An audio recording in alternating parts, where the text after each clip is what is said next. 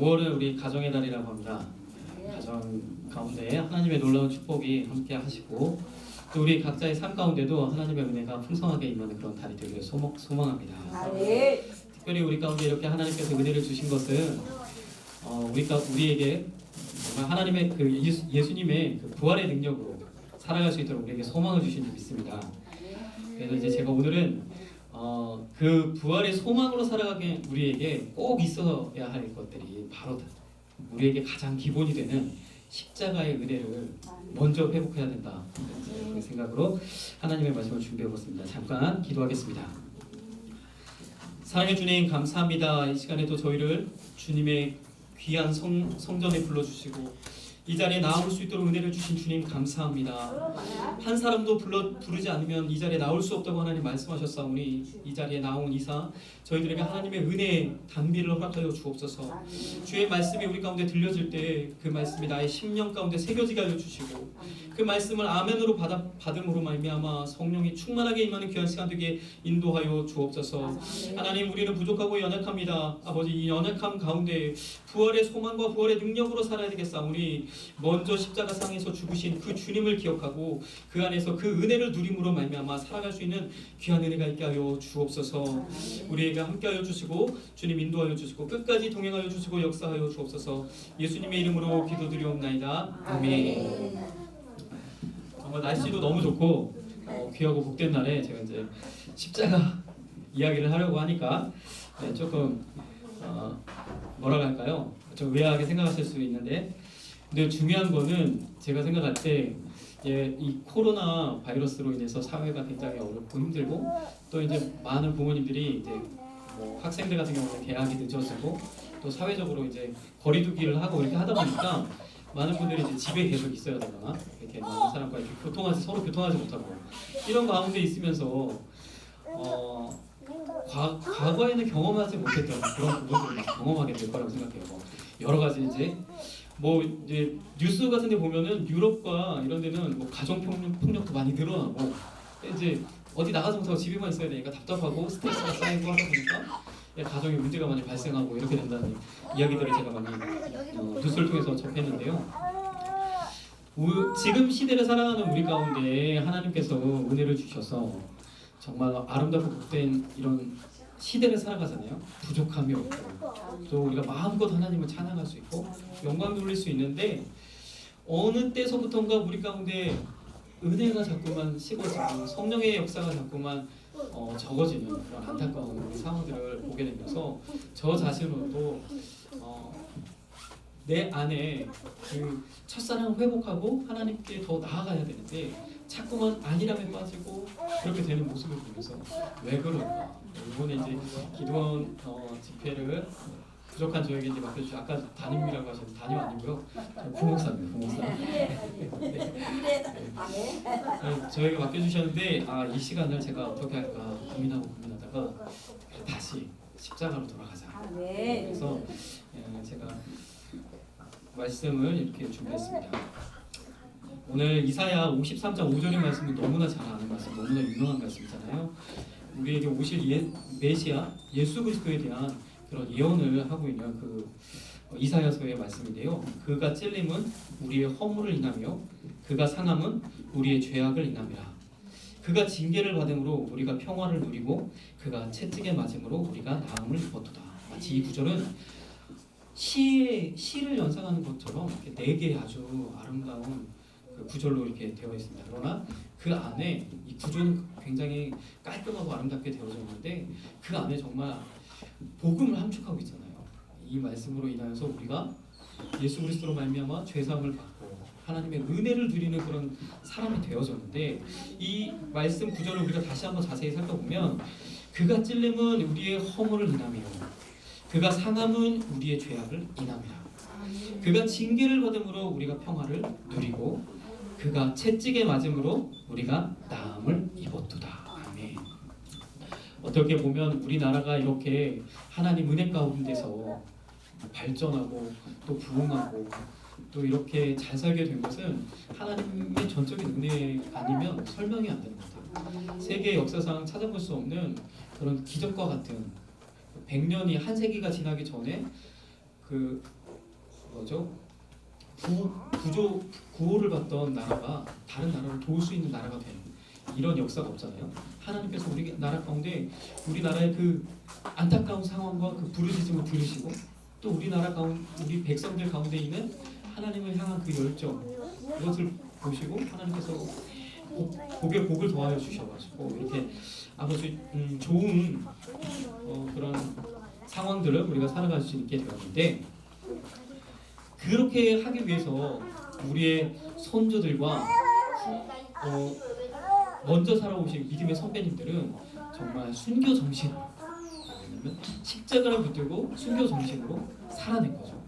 그 가운데 믿음의 꽃이 피고 수많은 사람들에게 복음이 전파되기 시작하고 십자가의 능력이 많은 사람들에게 보기에는 미련한 것 같아 보이지만 모든 사람을 하나님의 능력으로서 모든 사람에게 복을 전하는 그런 능력이 되어서 많은 사람들이 주님께로 나아오고 또 한때 정말 뭐 연합 집회를 하면 100만 명도 모이고 더 모일 수 있지만 장소가 부족해서 모이지 못하는 그런 때도 있었습니다.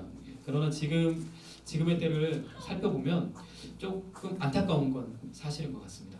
그래서 저는 오늘 말씀을 다시 이렇게 살펴보면서 이 말씀에 대해서 우리가 조금 더 자세하게 이 말씀을 우리가 살펴보면 그 안에서 하나님은 우리에게 원하시는 바가 무엇인지 앞으로 우리가 어떻게 헤쳐나가야 지금의 이 영적인 어두움을 이겨나갈 수 있는지 그런 지혜를 얻을 수 있다고 생각이 됩니다. 먼저 우리가 이 말씀을 좀 살펴보면 그가 찔림은 우리의 허물을 인하며 이렇게 말씀하고 계시는데요. 여기서 이 허물은 히브리어로 페사라는 단어입니다. 이 단어의 뜻은 하나님의 성품과 관련된 죄예요. 그래서 하나님이 계시기 때문에 하나님으로 말미암아 짓게 되는 죄, 하나님을 반역하는 죄, 하나님의 뜻에 합하지 않은 죄, 하나님을 인정하지 않는 죄 이런 것들이 여기에 해당된단 말이죠. 이것을 우리 인간에게 적용을 해보면 어떻게 볼 수 있냐면 하나님 우리 가운데 하나님을 알 수 있는 그런 방법으로서 양심을 주셨잖아요. 이 양심에 저촉된 이 죄를 말하는 거예요. 이 히브리어에는 죄라는 단어가 크게 성경에서 쓰여진 죄라는 단어가 크게 세 가지가 있어요. 세 가지가 있는데 그 중에 하나가 이 폐사입니다. 그래서 이 죄는 사회적으로는 죄 값을 묻기는 어렵지만 죄는 죄인 거예요. 양심에 저촉되는 일이고 이것은 하나님이 기뻐하지 않는 일이고 죄인 거예요. 그래서 한 개인의 도덕성이나 윤리성 이런 거에 어긋나는 거지만 이 사회적으로는 이 죄를 범했다고 해서 우리가 어떤 특정한 죄를 범했다고 해서 책임을 물지 않아요. 뭐 예를 들어서 우리가 생각으로 죄를 범한다 할지라도 사회적으로는 그것이 죄라고 말하지 않죠. 현상으로 드러나야 이제 드디어 죄를 물으시고 벌금을 하든지 형을 살든지 이렇게 죄값을 치르게 되는데요. 그렇지만 하나님 편에서는 이것은 죄입니다. 그래서 이런 죄를 의미하는 단어가 바로 허물이라고 번역된 이 페샤라는 단어입니다. 자, 두 번째로 그가 상함은 우리의 죄악을 인합니다. 여기에 나와 있는 이 죄악이라는 단어는 히브리어로 아운이라는 단어인데요. 이 죄는 행위로서 분명하게 드러난 죄. 다시 말해서 죄의 책임이 분명하게 따르는 죄.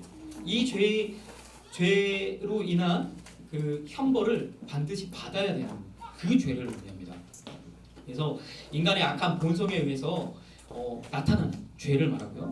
또 타인에게 이런 어려움을 가져다 주거나 고난을 가져다 주거나 타인에게 행하는 이런 죄를 의미합니다. 그래서 우리가 잘 알고 있는 히브리어의 이제 그 죄라는 단어에 히브리어로 하타야 이것이 다시 이제 헬라어로 하말티아라고 번역된 죄를 잘 알고 계실 거예요. 이 죄가 성경에서 가장 많이 쓰인 죄예요. 이 죄는 잘 알고 계시지만 관역에서 벗어났다. 하나님의 뜻에서 벗어난 것. 하나님 이외의 것. 하나님의 마음에 합하지 않은 것.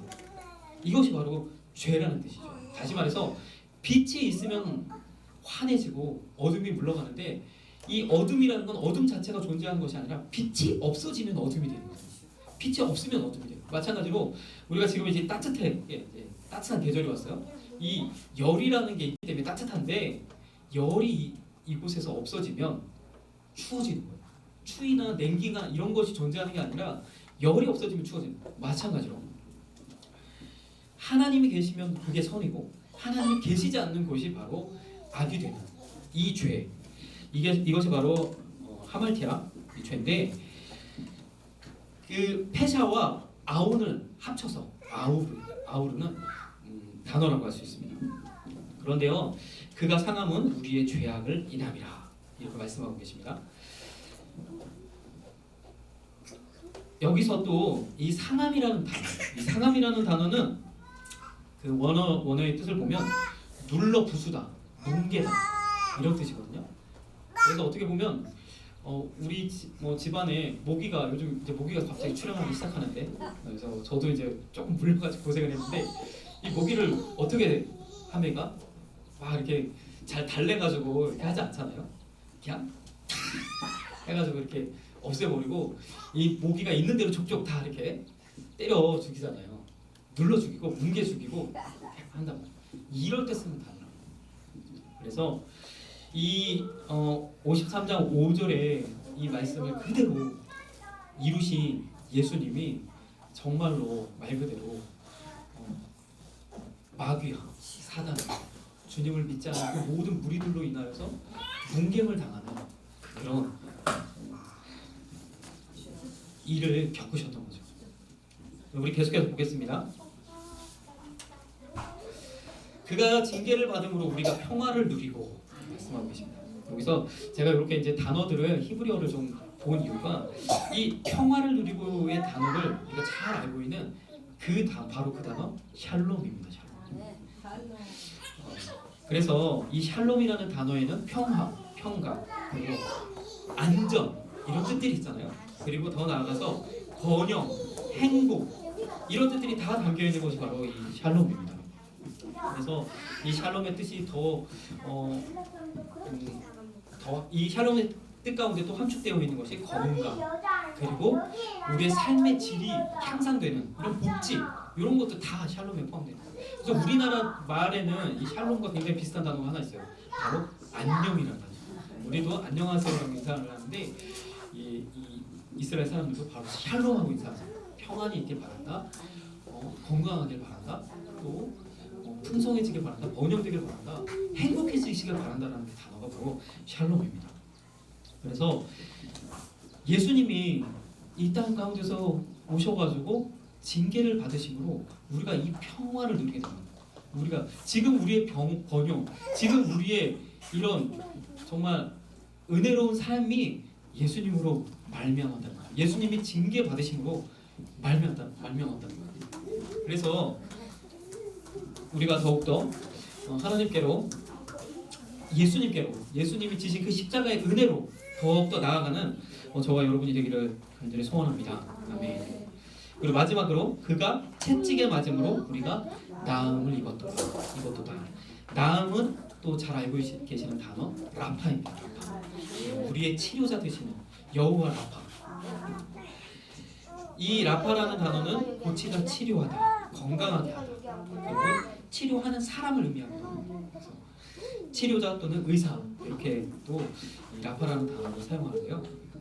그래서 보면은 우리가 이 세상을 살아갈 때 정말 중요한 게 두 가지인 것 같아요. 저도 조금 이제 청년 때 취업을 잘 못하고 뭔가 이렇게 힘든 시기를 살아갈 때, 또는 취업을 했음에도 불구하고 이거 뭔가 내 뜻대로 되어지지 않고 인생이 조금 약간, 제가 지금 많은 인생을 살지는 않았지만 그 가운데 어둠의 그 터널을 지나갈 때가 있었습니다. 그때 너무 힘들었어요. 많은 사람들이 나를 보고 조롱하는 것 같고, 지금 나이가 몇인데 이때까지 뭐 하고 있느냐 이렇게 바라보는 것 같고 너무너무 힘들었어요. 과거에는 잘할 것 같았는데 의외로 다른 사람들을 비해서, 친구들에 비해서 잘 못했던 그런 모습을 보면서 자존감도 많이 떨어져 있고 힘든 그때에 계속해서 생각해요. 하나님 도대체 이거 어떻게 된 겁니까? 저 나름대로 열심히 믿는다고 믿고, 나름대로 아버지가 이제 저희 아버지가 목사님이신데, 목사님 그 교회 가운데서 열심히 목사님을 도와드리기도 하고 나도 정말 하기 싫은 부분도 있었지만 순종한다고 했는데 또 어떻게 된 겁니까 하나님 뭐 이렇게 하면서 이제 막 원망하는 기도도 하고 이렇게 기도하는 가운데 하나님께서 은혜를 주시더라고요. 감사할 수 있는 은혜를 주시는데 뭐냐면 그래도 내 몸이 건강하고 내 정신이 건강한 게 은혜더라고요. 이 두 가지만 있으면 회복될 수 있어요. 하나님의 은혜를 깨달을 수 있고 그 은혜 가운데서 하나님이 주신 사명을 감당해낼 수 있는 이 강건함만 있다면 이 모든 것을 우리가 할 수 있다는 거죠. 그래서 마찬가지로 우리를 치료하시는 하나님, 우리에게 건강을 주시는 하나님, 그 하나님의 은혜가 얼마나 중요한지.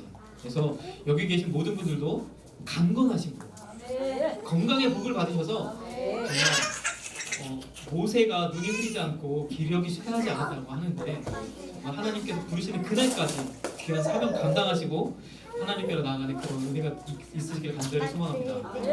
이 인생이 짧잖아요. 이 기간 동안 우리가 할 수 있는 것은 하나님 앞에 우리의 순종의 모습을 보이고 하나님이 원하시는 일들을 하면서 그 가운데서 하나님 그 뭐라 그럴까 저 하늘나라 가서 받을 상급을 이때 가서 쌓아 놓아야 되잖아요. 기회는 이때밖에 없습니다. 그래서 저희가 정말 건강해야 돼요.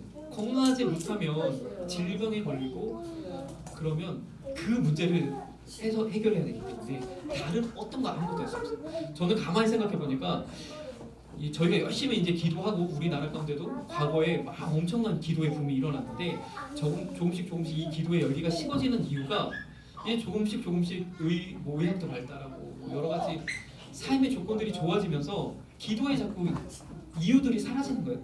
그러다 보니까 기도를 안 하는 거죠. 왜 우리가 과거에 얼마나 기도의 훈련을 잘못 받았는지. 이게 하나님이 원하시는 것은 어떤 거냐면 우리 삶 가운데 아까 말씀드린 대로 샬롬하게 하시는, 샬롬을 허락하시면서 원하시는 것은 내 문제에서 벗어나서 내 이웃의 문제에 관심을 갖고 나아가서 나라 민족과 온 세계에 복음이 전파되기를 위하여 기도하라고 말씀하신 거고 우리 가운데 이렇게 풍족한 삶을 주신 것은 복음을 들고 땅끝까지 나아가라는 하나님의 뜻임에도 불구하고 우리가 내 문제에 가지고 막 기도하다가 내 문제가 사라지니까 기도할 것이 사라져버리는 이런 안타까운 상황이 된다. 그러나 그런 때일수록 우리에게 주어진 시간, 우리에게 주어진 그런 건강, 이 기회 때에 더욱더 하나님이 원하시는 기도의 자리로 나아가게 될 줄로 믿습니다. 그래야만 우리에게 주어진 것이 유지되고 그래야만 지금 내게 주어진 것이 더 하나님 은혜 안에서 더 부흥하고 또 복을 받게 되는 줄 믿습니다.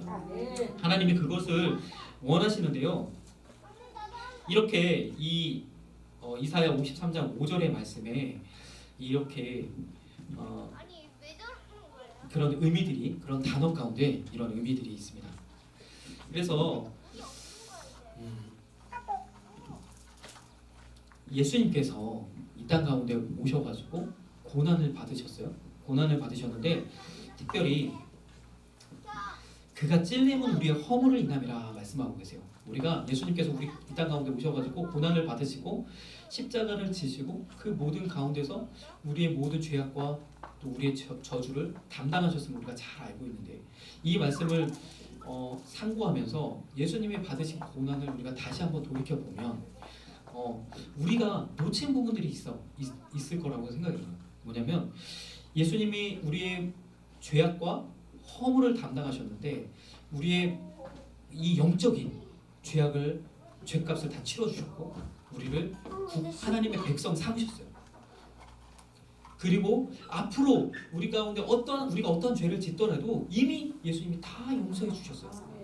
그리고 과거에 어떤 죄를 지었다 아무리 큰 죄를 지었다 할지라도 내가 죄인인 것을 깨닫고 주님 앞에 나오고 하나님 앞에 은혜를 구하는 순간 주님께서 다 용서하십니다.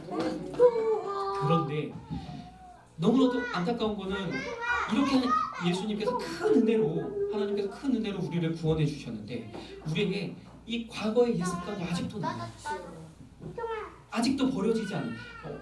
하나님은 우리를 하나님의 거룩한 백성 삼으시길 원하고 하나님의 거룩한 백성이 되기를 원하시는데 우리가 예습성이 아직도 남아서 그것으로 인하여서 하나님의 은혜와 하나님의 복을 가로막게 된다는 거죠. 그래서 이 말씀을 우리가 다시 생각해 보면 그가 찔림은 우리의 허물을 인하며 우리의 모든 죄악들을 용서해 주셨지만 우리가 날마다 하나님께 우리의 허물을 보게 돼요. 우리가 허물들이 여전히 있어요. 우리가 여전히 실수해요. 여전히 감정적인 죄를 지어요. 또 여전히 회개하고 또다시 그 죄를 지어요. 물론 하나님께서 이 모든 죄를 다 용서하셨지만 하나님이 원하시고 기뻐하시는 것은 우리가 이런 모든 죄에서 온전히 벗어나서, 물론 우리가 이 땅에 사는 동안에는 완전히 벗어날 수 없지만 하나님이 원하시는 그 분량에까지 계속해서 자라가야 하는데 우리에게 그런 부분이 부족하다. 그래서 계속해서 우리가 내 자신을 돌아보면서 회개하고 예수님께로 나아가는, 특별히 5월은 가정의 달입니다. 우리가 가정 안에서 있다 보면 여러 가지 감정적인 일들이 일어나요. 저도 저희 사모와 제가 좀 늦게 결혼을 했거든요. 그래서 결혼할 당시에 정말로 간쓸게 다 빼줄 것 같아요. 결혼만 할 수 있으면. 그리고 하나님이 원하시고 기뻐하시는 좋은 자매를 만나게 하셨고, 은혜 가운데서 이 모든 것들이 지금까지 있었던 모든 기간이 무색하게 하나님의 아름다운 가정으로 만나게 하셨던 거예요. 그래서 정말 좋은 가정이고 싸우지 않을 것 같았는데 이상하게 정말로 제가 이제 교회 내에서 많이 온유하다는 평가를 들어서 많은 사람들이 저를 화나게 하는 사람이 없는데 딱 한 사람이 있는 거예요. 이상해요. 정말 이상해요. 그래서 이게 기도하면 그때마다 항상 말씀하시는데 나의 부족함, 내가 과거에는 이런 일을 겪어보지 않았기 때문에 내가 스스로 잘하고 있구나 생각했는데 아니었던 거죠. 아직도 감정적인 문제들을 해결을 봐야 할 것들이 많이 남았어요. 이런 것들이 나의 어떤 복을 가로막는구나 이런 생각을 하면서 이런 부분들을 그냥 어떻게 보면 의미 없이 생각 없이 지나가면 그냥 지나갈 수 있는데 그렇지 않고 계속해서 내 자신을 돌아보는 것이 필요해요. 마찬가지고 우리 여기 계시는 모든 분들에게도 하나님이 원하시는 그 자리까지 나아가야 하고 있습니다. 우리 이 삶 가운데 아주 작은 것 하나가 우리의 이런 은혜의 상태를 홀로 버리게 되는 그런 경우가 있습니다. 그래서 우리는 이 작은 것 하나라도 놓치지 않고 앞으로 때가 악하고 이 시대가 나아갈수록 이러한 부분이 더 요구되는 거예요. 과거에는 하나님께서 과거의 분들은 되게 더 순수했습니다. 정말 또 열심히 정말 특심이셨고 정말 하나님 한 분 이렇게 하고 살아가셨는데 시대가 바뀌면서 지식이 승하고 많은 것들을 알게 되고 이렇게 하면서 우리가 점점 그렇게 되지 못한다. 그래서 우리 가운데 그런 일들이 있어야 됩니다. 특별히 예수님께서 많은 고난을 당하셨는데 이 고난을 당하실 때 예수님이 가시관에 찔리셨어요. 가시관에 찔리는 그 고통을 당하셨어요. 그래서 가시관에 찔리는 이 고통은 어떻게 생각해 보면 다른 어떤 고통에 비해서 채찍에 맞으시고 막 39대 또는 40대에서 하나 가만 매라고 했으니까 이런 채찍들은 뭐 갈고리가 달려가지고 살점이 뜯겨나고 이런다고 하잖아요. 또 뭐 십자가에 못이 박히고 이런 고통 너무나 끔찍하죠. 그러나 그런 고통에 비해서는 별거 아닌 것 같이 느껴지지만 이 가시 면류관을 쓰시고 십자가를 지시고 나아가야 되고 계속해서 찔리는 거예요. 계속해서 처음부터 끝까지 계속해서 힘들게 하는 이 존재 가시 면류관. 그래서 예수님께서 가시 면류관을 쓰셔야 하는 이유는 우리의 허물 때문이에요. 우리의 허물, 어떤 큰 죄악이 아니라 나의 실수, 나의 약함, 나의 연약함. 그래서 우리가 이 안에서 더 벗어나기를 힘쓰. 그런데요, 우리 힘으로 되어지는 건 아니잖아요. 성령의 힘. 내 힘으로 절대로 없고 성령님의 도우심은 간구해야 됩니다. 아멘. 그리고 요한복음에 보면 십자가의 고통을 당하실 때 예수님께서 모략한 물을 마시지 않는 그런 장면입니다. 예수님께서 이 모략을 마시게 하는 이유는 인도적인 측면에서 그 십자가의 고통이 너무 크기 때문에 그 고통을 좀 줄여주기로 해요. 이 십자가라는 형벌은 그 사람에게 고통을 주고자 하는 목적도 있지만 또 하나는 모든 사람에게 경고를 주고자 하는 목적입니다. 너희가 잘못하면 이 로마라는 나라에 대해서 반역을 저지르게 되면 이렇게 돼 하고 경고성으로 하는 거예요. 많은 사람들이 그리고 그 뜻대로 십자가에 달린 예수님을 바라보면서 조롱하고 수많은 지나가는 그 사람들조차도 조롱하고 희롱하고 이렇게 했단 말이죠. 이런 수치를 예수님이 감당해 내셨는데 그때 예수님은 이 모든 고통을 그대로 다 받았어요. 조금도 감하지 않고 다 받으셨어요. 우리를 위해서. 그래서 우리가 예수님의 그 은혜를 더욱더 간직하면서 마음속에 간직하면서 나의 허물, 나의 약함, 주님 이것에서 벗어나게 해주십시오. 이것으로 말미암아 나의 사역의 길이, 이것으로 말미암아 내가 행하는 모든 전도의 길이, 이것으로 말미암아 복음이 증거되는 이 일에 방해가 되지 않도록 해달라고 우리가 기도해야 되는 줄 믿습니다. 이것이 해결이 되면 하나님께서 복을 더하여 주시고 은혜를 부어 주실 줄 믿습니다. 아멘. 예수님의 그런 고난을 보면 이런 육체의 고난도 있지만 예수님이 받으신 고난 가운데는 또 그 육체의 고난과 버금가는 마음의 고난이 많이 있어요. 심적으로 받으신 고통. 수많은 사람들이 예수님을 저주했고 특별히 12제자 중에 한 명은 예수님을 배반했어요. 그리고 정말 수제자라고 말했던 베드로는 예수님을 부인했어요. 베드로는 어떤 분입니까? 베드로는 자기가 수제자가 되기를 자처했다는 거예요. 그래서 예수님이 바다 위를 걸어오실 때 주여 나도 걷게 하옵소서 하고 믿음으로 무리를 조금이지만 걸었던, 아무도 없어 이 세상 어떤 사람도 무리를 걸었던 사람이 없는데 걸었단 말이죠. 그랬던 제자인데 그 제자가 예수님을 부인했어요. 요한복음에는 예수님은 저주하면서 부인했다라고 해요. 이렇게 부인하는 그런 상황. 예수님이 얼마나, 그리고 예수님이 이제 이렇게 포박이 당해가지고 끌려갈 때 거기 있는 사람들이 예수님의 눈을 가리고 뺨을 때리면서 누가 때렸는지 맞춰봐. 너 선지자라며 맞춰봐. 이렇게 조롱하는 그런 모습들. 또 예수님이 십자가에 달렸을 때는 군인들과 그 모든 지나가는 정말 모든 사람들이 예수님을 향하여 조롱하는 그런 모습들, 그런 모든 것을 예수님이 담당하셨죠. 예수님이 이렇게 조롱과 이 모든 것을 담당하신 이유는 우리에게 평안을 주시고 평강의 왕 되신 그 예수님이 우리 가운데 평안을 주십니다. 그 평안에는 우리의 삶이 더욱더 윤택해지고 우리의 삶이 더욱더 풍부해지고 하나님의 주신 복과 은혜로 말미암아 주님의 귀한 일들을 마음껏 감당할 수 있는 그런 모습으로 만들어 주신다. 그런 모든 것들이 이미 우리 가운데 허락되어져 있는 줄 믿습니다. 우리가 더욱더 믿음 안에서 주님 앞에 나의 약함과 연약함들을 내어놓고 기도함으로 나아갈 때 이 모든 일이 우리 삶 가운데 이루어지는 줄 믿습니다.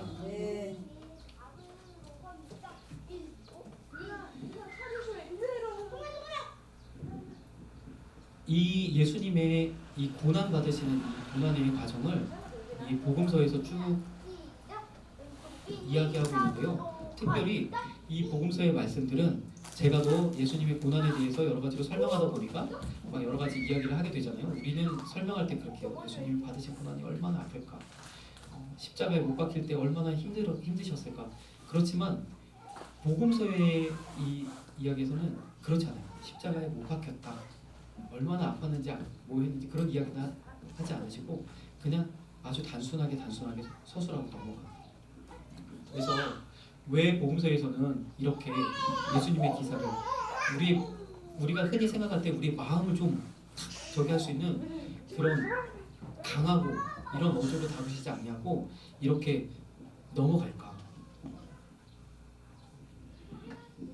이 십자가의 본질은 사실 고통에 있는 게 아니라 우리가 영원히 고통받는 가운데서 하나님을 찾으라고 말씀하시는 게 아니에요. 애통하는 심령을 원하시지만 우리의 삶이 날마다 고통 가운데 있는 것을 원치 않으십니다.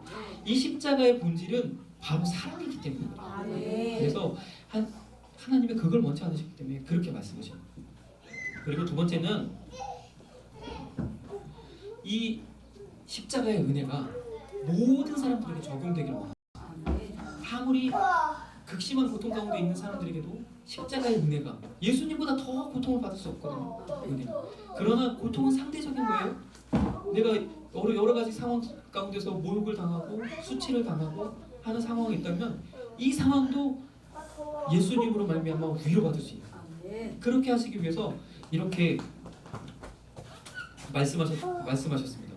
그래서 우리가 이 십자가의 은혜는 결국 예수님의 사랑인 것을 기억하고 그 안으로 우리가 그때로 다시 돌이켜서 나의 약함과 나의 허물과 나의 부족함과 이런 것들을 하나님께 온전히 고함으로 이 모든 것이 조금씩 해결되어져 가고 그 안에서 나의 능력과 은사들이 더욱더 빛을 발하고 하나님의 영광을 드러내는 우리 모두가 되기를 간절히 소망합니다. 우리 찬양 한 곡을 좀 드렸으면 좋겠는데요.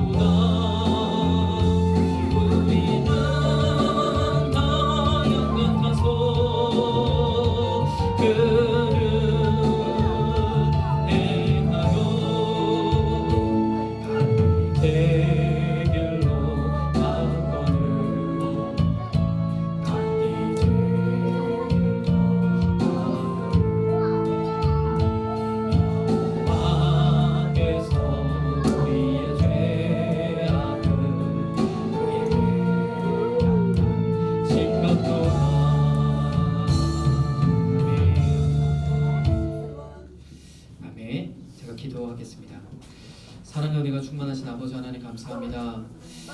우리가 주님으로 말미암아 큰 은혜를 누리고 예수 그리스도께서 이 땅에 오심으로 말미암아 그를 믿는 우리에게 하나님의 자녀가 되는 그 놀라운 은혜를 허락하여 주셨습니다.